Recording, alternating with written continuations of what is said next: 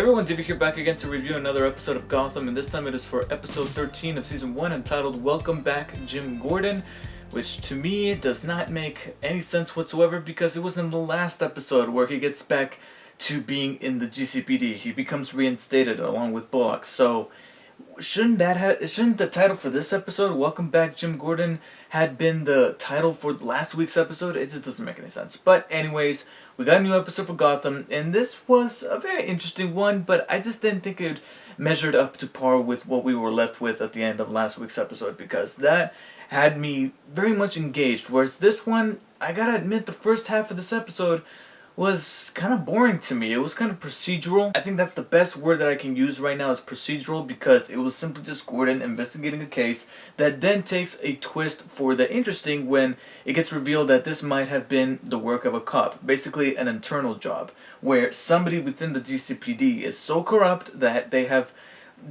committed murder on the grounds of in an investigation that was being led by not only Jim Gordon but the GCPD. So that was actually interesting in and of itself, and it also kind of brought up the whole theme of how corrupted Gotham is and how Gordon needs to rile up supporters to be able to be on his side. And I liked that scene at the end of this episode where he got enough people on his side to get this guy, to get the culprit arrested, was very essential to Gordon as a character. And I also like that the culprit in question was actually Arnold Flass, who made an appearance in last week's episode as the guy that was picking on Edward Nigma, and he was the one that I was predicting was going to be the root of Nigma's madness and ascension into becoming the Riddler, which actually kind of takes an even bigger form in this episode when he's reading out the card in front of Miss Kringle.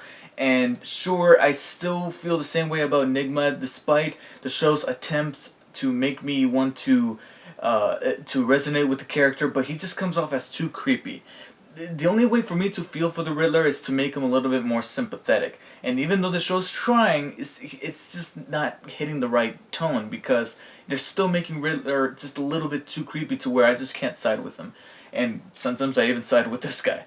But it was kind of neat that they actually made him the main villain of the case, and they didn't just have him be some kind of cameo in the show, because apparently he's from the comics, and he actually had some kind of incarnation in Batman Begins. He was Gordon's partner that had the wavy hair. He's the guy that Batman picks up with the reel and says, "Swear to me." He's that guy. That was that character. So it's kind of interesting that the show took a take on that character, and not just they didn't just have him be in the background like they did in that last episode, but actually made him essential to the plot in this one. I also like that Gordon was left with no other option than to go to Cobblepot, because this guy, Arnold Flass, has so much protection within the GCPD that he's practically untouchable. So he has to go to a criminal to extract a criminal, to really point out a criminal and get him arrested. So I like that, they're doing favors for one another, and this will hopefully develop some kind of relationship that's going to be interesting to witness being tested, because obviously this guy's going to grow up to be the Penguin, and he's going to be on Batman's side in the side of justice of things. So it's going to be interesting to see the dynamic between the two, because I actually feel like there's chemistry between these two guys. Just a different form of chemistry, a different form than what Gordon has with Bullock. And it's very interesting. It's actually one of the most interesting things about this week's episode. And it led to some interesting things. Now, one of them is one that has a neat little idea, but I didn't like certain presentational executions in this episode that I felt were practically weird, and they center around the Penguin. What I like is that Penguin is getting his own club, which is going to be almost his stomping grounds for his taking over the mob when he later becomes the Penguin that Batman's going to go up against. I like that we actually have a firm base where he's going to lead his operations, and that's going to be this club. So it's kind of interesting to know that he's going to inherit this club after helping out Falcone.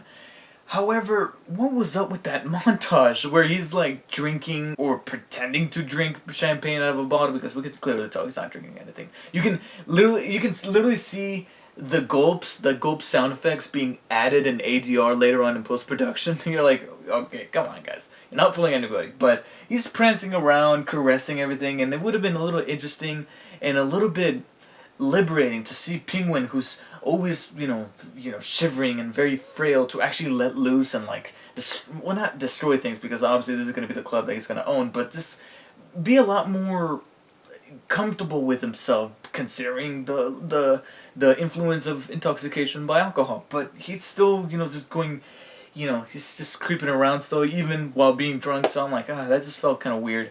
And while the subject of weird montages, the one with Gordon interrogating those other cops in the precinct to scope out whoever did the murder, it was like literally over in like 30 seconds, and I felt it was completely pointless. I'm like, they're playing that edgy soundtrack, so you're getting the impression that it's going to be a neat little funny montage, but then it's over, and you're like, do you really need that? But before Penguin can enjoy his spoils and his contentment for impressing his mother, in comes Fish Mooney, who managed to escape the clutches of her and Butch's demise that was ordered by Falcone after the repercussions at the end of last week's episode.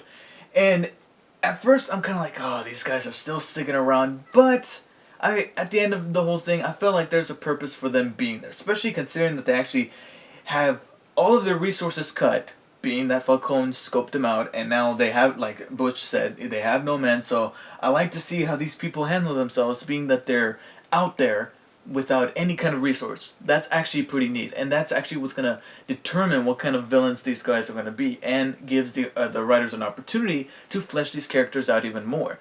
Even though we did get that nice little mini arc in that one episode with Butch where he had to kill his old friend, I still want to see how dedicated he is to Fish Mooney, which we did see shades of at the end of this episode, where he decides to hold off Zaz and his henchmen or henchwomen to give Fish a chance to escape, and his circumstances that he finds himself under are not particularly good. So I'm interested to see where in what direction they're gonna take Butch. But also Mooney, who decides to get out of the city for some time before returning to extract her revenge upon Penguin.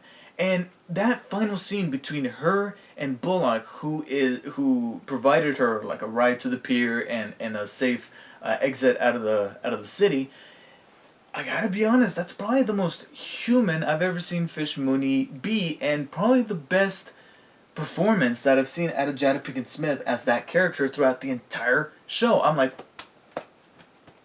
what's this? I'm feeling for her. Yeah, it was a neat little surprise, and I'm hoping that more moments like that happen in the show in terms of Fish Mooney, because I really do not want to go back to wishing that character was gone. Now, besides pointing out that the first half of the episode was very procedural and slightly boring, my other complaint about the episode would have to be that I thought we could get away from them, but we couldn't. They brought back Bruce, Alfred, and Selena for literally, like, what was it, a scene? Maybe two? And then that's it. Why? Just so that Selena can detach herself from Bruce, from having any feelings for Bruce, because she doesn't want there to be any pain between the both of them. So what does she do? She pretends to say that, oh, I lied. I didn't see your the killer of your the face of the killer of your parents. I can't help in any way. I can't stay. I can't accept your gift. I'm out. Really? I mean, first of all, we know for a fact she's faking it. Okay? And how does Bruce, who's going to be the world's famous, the world's best detective or most famous detective or whatever, cannot see that? I mean, I know that he's a kid, but if you're gonna have him do some detective work here at that age, you might as well make him as smart, all right, and not be able to look past this front that Catwoman was putting up here, all right. It was actually just a little bit frustrating, and furthermore, kind of pointless to the bigger story that was happening in this episode. Once again, you're putting Bruce and Alfred here just to say, hey, we're still a Batman show. And I love how the excuse for them being gone this whole time, or for Bruce being gone this whole time, I should say, is because he was in Switzerland.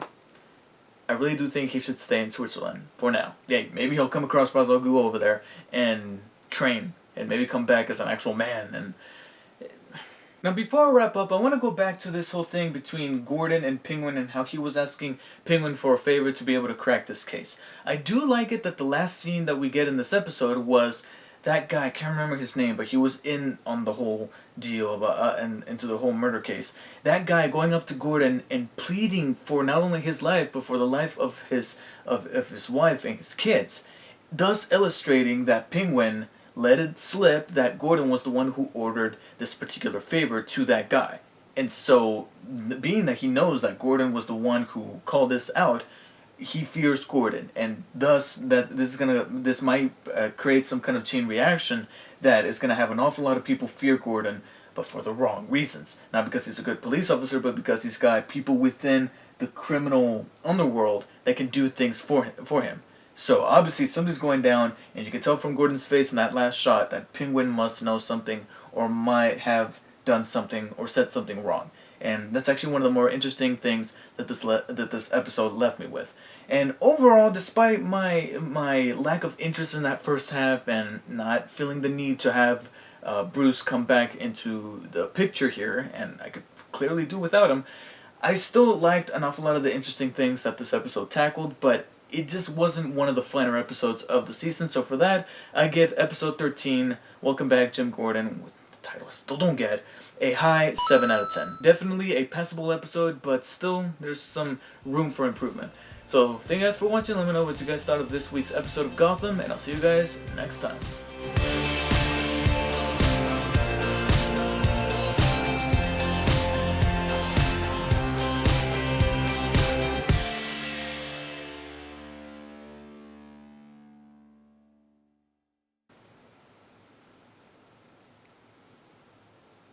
Just remembered I left my glasses on.